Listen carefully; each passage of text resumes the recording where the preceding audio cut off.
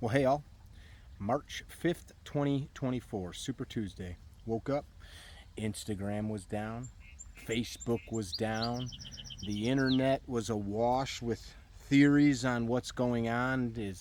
Is a country attacking us? Is a political party trying to sway the election because it's Super Tuesday and 1/3 of all the important votes are happening today? Did you have a hard time getting a hold of anybody this morning? Is there groups on these social media feeds and apps that you use for communication? It's amazing what we take for granted. I've got groups on Facebook with my brothers and sisters and parents. I've got groups on Instagram with coworkers, with men that I work with that are peers of mine. It's amazing how we have created this extremely fragile system of not only communication but entertainment. The amount of comments, memes, jokes, all rooted in seriousness, because any good humor is rooted in something serious, like mobs running, and then the little meme says people running to Twitter to find out if Facebook or Instagram is down. It's very telling. I've got another road trip today. I just got off an 8,500 mile trip to Florida and then Montana. Excuse me, and I live in between. And I'm on my way to Georgia for a class coming up this upcoming weekend. And I'm thinking about all this stuff. I'm thinking about, man, this is scary. I've got adult children now. I've got a granddaughter who's about to have her 3rd birthday. And I really just want them to be able to grow up. It's the first Tuesday of the month, I'm guessing, because I hear an alarm off in the distance, which means that one of the local schools is probably doing one of their tests for tornadoes or fire, right? First Tuesday of the month's how we always did it. I just want them to grow up and be able to enjoy the world, right? Last night I was kind of doing a deep dive into some of our U.S. history, and I was listening to some talks during the Cold War. President Kennedy, before he was assassinated, spoke a lot on that. And as I sat and thought about that, we appear to have a very hard time right now. I look to the past because I'm hoping to find some answers. No, you're not going to find out about cell phones when you look to ancient Mesopotamia, but you may find patterns of human conflict, communication, conflict resolution, desires, the things that motivate mankind. And the things that Kennedy was talking about in that speech, it was June of 1963. It sounded like he could have been talking about today. Greed, corruption, power, the lust for more. It kind of got me thinking a lot about what's important. It got me to think about what's going on in my own life, my own head, my own heart. It got me to think about what really matters. And it's so easy for me, I can't speak for any of you, but maybe you can relate. It's so dang easy to just get into this mindset of, if I could just get more money, if I could just get some more stuff, if I just got to worry about me and mine, and we start to lose sight of the big picture. It's spring here in the Midwest, and you can hear the water running behind me into the lake. You can probably hear some red-winged blackbirds chirping. The peepers were going last night. For some people, those peepers are the first sign of spring, right? It means like we're through the hump of winter, which is cool. The sun is really warm. I had set up back there a moment ago to record, and just a little bit of shade from this budless tree, well, actually there are buds on this tree, but leafless tree really helped. Being back over here helped me. The sun's getting warm. It's like 65 degrees. What's important? And the more I've been thinking lately, it's like, man, I feel like a sense of dread and doom. The more I open up these apps, the more I read news, the more I talk to people. What do you get when that's when you think about? You get more of the same. So, a little lesson that you can take for what it's worth. I'm not being preachy. I'm just chatting with my friends. What we think about is what we become, right? Every great teacher, thinker, philosopher, writer, coach knew this. Jesus said it. Emerson said it. What a man thinks about all day long, that's what he becomes, right? A man is what he thinks about all day long, said Emerson. The scripture says, as a man thinks, so shall he be. I do believe that was Proverbs. As a man thinks, so shall he be. Of course, I can't think us to having a new president. I can't think us to have a happy world. I can't think us to have children not dying of disease or famine. But what if I focus really intently on controlling what I can control around me? This is something my friend Z and I talk about a lot. I might not be able to control what's happening in Washington, but I can control what happens right here around me. I can't make anybody do anything. But what if I create in my little home, my life, a sense of love and warmth and acceptance and peace and justice, right?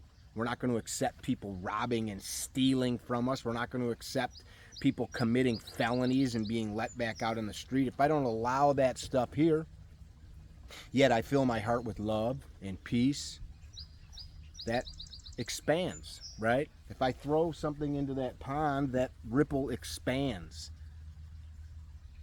Courage begets courage. Fear begets fear. Anger begets more of the same. Sadness and sorrow beget more of the same. Hope begets more of the same. There's an old Italian proverb that says the last thing lost is hope.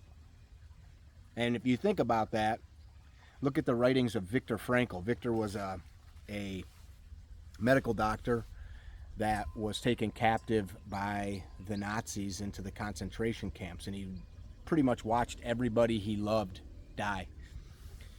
But he had the presence of mind to know, I'm going to make it out of here. He didn't know how, but he knew he was going to, and I'm going to learn from what I saw here and pass it on to the world. That book is been sold many times over. Viktor Frankl, you can read about it. You can read his story, but even in the midst of watching his family slaughtered by the Nazis, he had hope. And that's strange because I think for most of us, we would just say, I wouldn't want to live anymore. I wouldn't want to go on. That book was called Man's Search for Meaning. And I think that his genius mind found some kind of calm in that storm to pass on those lessons. Of course, he's not the only one that has seen atrocities and wrote of it or talked about it, but it's in our modern time a very well done piece worth your reading. Hope is the last thing lost. These social media apps, even the one that I'm communicating to you on right now, don't matter.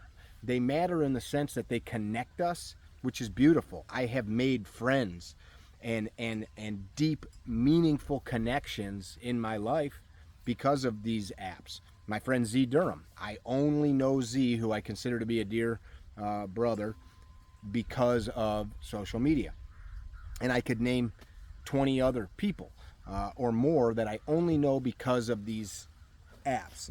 But it's not the app that's doing that. It's the communication between real flesh and blood humans, mankind. And I hope that we can continue to do that. I hope in the midst of the turmoil that's going on in the world, we can continue to do that.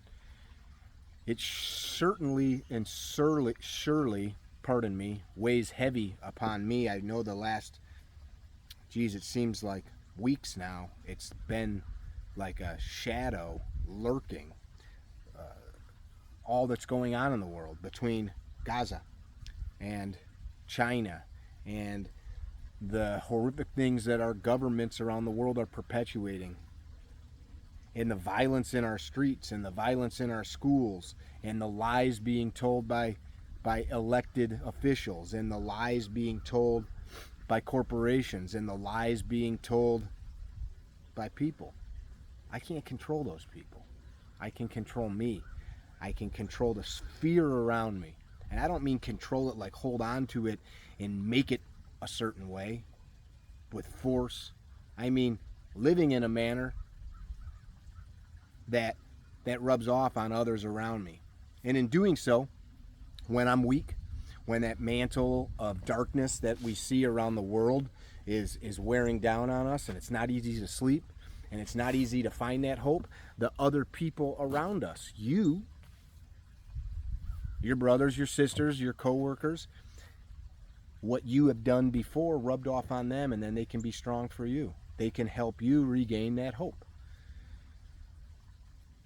I talk about this so much that I'm sure it's a dead horse for some of you. 56 dudes signed our declaration. Just 56. This republic was never meant to be what it is today. When we talk about this idea of our republic here in the United States, people oftentimes immediately think of the evil, of the sins of our forefathers, and there's plenty. And there's plenty today. That's not what I'm talking about. It's not wipe those things away. They exist. Learn from them. Move on. But what else exists is this concept of love for fellow man, that we create this place that is a laboratory for liberty, where you and I can chase whatever's in our hearts, as long as what we're doing doesn't infringe upon the liberties of others. Where we can sit and listen to the birds on a spring morning, and we can talk with our friends through the internet. Hope is the last thing lost, and that's a choice. It is a choice who you vote for. It is a choice what you view all day. It is a choice what you put into your body. It's a choice whether or not you exercise. It's a choice whether or not you get enough sleep. You can say there's not good food. You can say you're too stressed out to sleep. You can say that there's no time for exercise. You control all of those things. You control it all. You know, with a few pots and some dirt, which is pretty much free, you could grow some food, right? Good food's not expensive. Exercise with your own body weight is free. Water is pretty free here in America. I mean, yes, you pay the city water, you pay to pump it out of the ground, but it's pennies. You don't need soda, you don't need tea. You do need some Ignis Lux coffee. Shameless plug. You don't need sweets. It's all choices. The things that we think about and what we put back into the world around us is a choice. Hope is the last thing lost. Hope begets more hope. Courage begets more courage. If I sound preachy, I think me having this conversation is much or more for me as anybody. It's hard sometimes. The pressures that we have put on ourselves, the pressures that this world pounds us with, man,